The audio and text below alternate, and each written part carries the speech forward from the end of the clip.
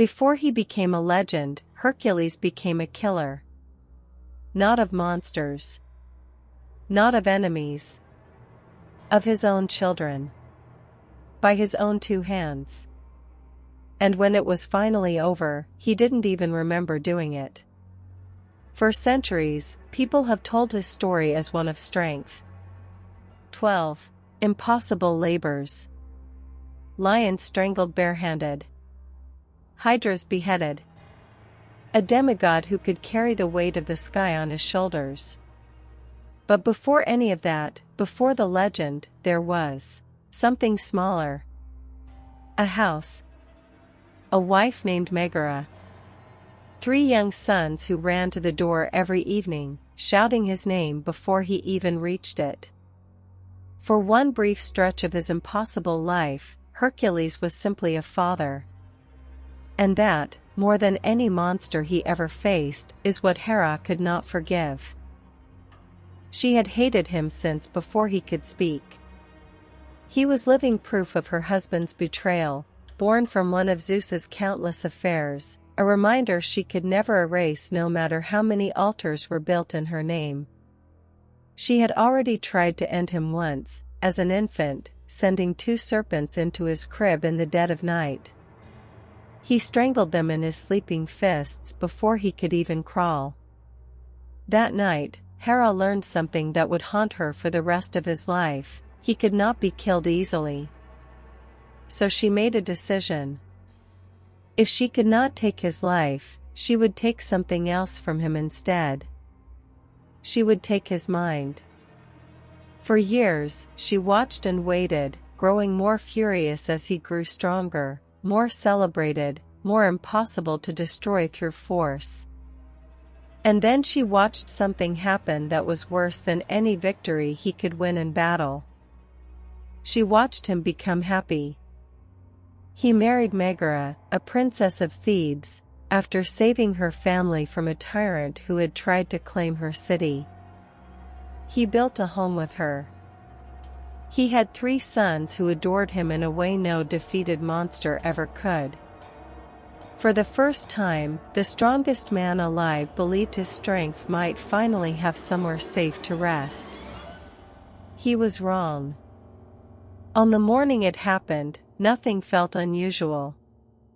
Hercules had just returned from settling one final piece of unfinished violence, a debt owed to his wife's family, and the house was warm with relief that the danger was finally behind them. A fire had been lit for a Thanksgiving offering to the gods. His sons laughed nearby, chasing each other around the altar built to honor beings who, unknown to any of them, had already decided his happiness had gone on long enough. Hera waited until the laughter was loudest. She did not strike him with a thunderbolt or send a creature to fight him directly. She sent something far harder to defend against. She sent madness itself, a spirit older than reasoning, with no face and no mercy, known to the old world as Lyssa. It did not enter him as a shadow or a voice. It entered him as silence. One moment he was watching his children play in the firelight. The next, the world around him began to tear apart at the seams. His vision blurred into somewhere else entirely. In his mind, the faces of his sons twisted into soldiers.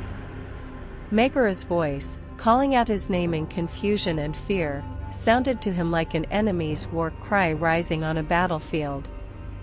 He no longer stood in the home he had built with his own hands. He stood somewhere far away, surrounded by threats that did not exist anywhere except inside the storm Hera had planted in his skull. And in that battlefield, he did the only thing he had ever known how to do. He fought. This is one of the few moments in mythology that even the oldest storytellers struggled to describe in full, not because it lacked drama, but because it held more horror than language was built to carry. Hercules, the strongest man who ever lived, killed his 3 sons one by one, certain in that moment that each act was a victory against an enemy threatening everything he loved. When Megara tried to stop him, certain this was some terrible mistake that could still be undone, he killed her too. He did not stop fighting a war that had never been real until every person he loved was lying still at his feet. Then, as quickly as it had arrived, the madness lifted. Silence came first. Then his vision cleared. Then he finally saw what was actually in front of him. Not soldiers. Not enemies. His children. His wife. And his own hands, the same hands that had once strangled serpents in his crib to save his own life, now responsible for ending theirs. He did not scream. People who survive this kind of horror rarely do, at first. He simply knelt there, inside a home that had been filled with laughter only minutes earlier, trying to hold a truth his mind kept refusing. The danger he had spent his entire life fighting from the outside had finally come from somewhere he never thought to defend, from inside his own head, placed there by a goddess who had never once forgiven him for the simple crime of being born. He reached for a blade soon after, certain a man capable of this should not be allowed to keep living. It was Theseus, a friend who arrived in time, who caught his hand and refused to let him disappear into that kind of ending. Theseus told him something mythology rarely lets its heroes hear out loud, that surviving what you've done can weigh heavier than dying from it ever could, but it is still the only road left toward any kind of meaning afterward. What makes this story so difficult to sit with is not the violence itself. It's the helplessness underneath it. Hercules did not choose this. He was not cruel, not careless, not even angry in that moment. He was a man whose mind was taken from him entirely and used as a weapon against the very people he loved most, by a force he never saw coming and could never have prepared for. There is a particular kind of horror reserved only for the actions of hands that, in every other moment of their existence, only ever wanted to protect. Maybe that's why so many people, even now, thousands of years later, recognize something of themselves inside this story. Not the killing. The fear underneath it. The fear of becoming, even briefly, something your own love did not survive. The fear of not being able to trust your own mind in the one moment it mattered most.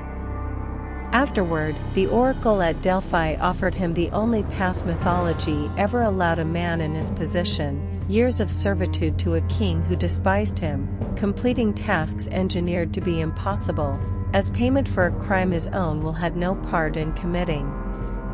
The 12 labors that eventually made him immortal in story were never really about strength at all.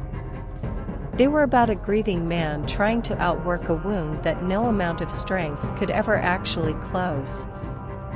Every story told about Hercules after that morning, every lion strangled, every hydra beheaded, every impossible task completed without complaint, carries the weight of the one thing he could never undo. He becomes a legend in the stories. He becomes a constellation in the sky, still visible tonight if you know where to look. But ask yourself what kind of immortality that really is, to be remembered forever for strength, while the only thing he actually wanted, a quiet house and 3 sons running to greet him at the door, became the one thing the gods made absolutely certain he could never keep. Hera never touched him again after that day.